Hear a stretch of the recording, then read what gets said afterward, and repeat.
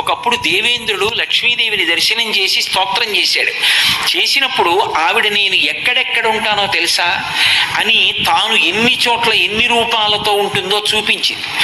చూపించినప్పుడు కైలాసే పార్వతీత్వంచ క్షీరోధే సింధుకన్యక స్వర్గే చ స్వర్గలక్ష్మిస్త్వం మర్త్యలక్ష్మిశ్చ భూతలే వైకుంఠే చ మహాలక్ష్మి దేవదేవి సరస్వతి గంగా చ తులసీత్వంచ సావిత్రి బ్రహ్మలోకగా కృష్ణ ప్రాణాధిదేవీత్వం గోలోకే రాధికా స్వయం రాసే రాసేశ్వరీత్వంచ బృందా బృందావని కృష్ణప్రియాత్వం భాండీరే చంద్రా చందనకానని విరజా చంపకవనే శతశృంగే చ సుందరి పద్మావతి పద్మవనే మాలతీ మాలతీవనే కదంబమాలాత్వం దేవి కదంబ కాననీపి చ రాజ్యలక్ష్మి రాజగేహే గృహలక్ష్మి గృహే గృహే ఇత్యుక్త్వా దేవతాః సర్వే మునయో మనవస్తథా రుర్దుర్నవదనా శుష్కకంఠో తాలుకాః ఇతి లక్ష్మీస్తవం పుణ్యం సర్వదేవైః కృతం శుభం ఎప్పటేత్ ప్రాతురుద్ధాయ సవై సర్వం లభేత్రువం అభార్యో లభతే భార్యాం వినీతాం వసుతాం సతీం సుశీలాం సుందరీం రమ్యాం అతి సుప్రియవాదినీం పుత్ర పౌత్రవతీం శుద్ధాం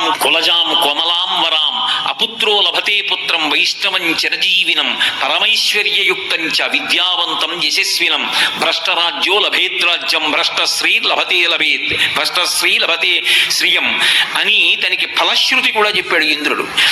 ఈ స్తోత్రం లక్ష్మిని ఉద్దేశించి చదివింది కాబట్టి పెళ్లి కాని మగపిల్లలు ఎవరైనా ఈ స్తోత్రాన్ని నియమంగా అమ్మవారి దగ్గర చదివితే అతనికి భార్యగా ఎవరు రావాలి? ఎక్కడో లక్ష్మీదేవి పుట్టివాడు నారాయణుడు కావాలి. కాబట్టి ఎటువంటి పిల్ల భార్యగా వస్తుంది అంటే ఆమె సుశీలాం సుందరీం రమ్యాం అతి సుప్రియవాదినీం పుత్ర పౌత్రవతీం శుద్ధాం కులజాం కోమలాం వరాం. ఆమె సుశీల, మంచి నడవడి కలిగినటువంటిది, చక్కగా మాట్లాడేటటువంటిది, పుత్రుల్ని పౌత్రుల్ని పొందేది, ఆ భర్త యొక్క ఆయుర్దాయాన్ని నిలబెట్టగలిగినటువంటి నడవడి కలిగినటువంటిది, మహాపతివ్రత. అటువంటి స్త్రీ భార్యగా లభిస్తుంది. లక్ష్మి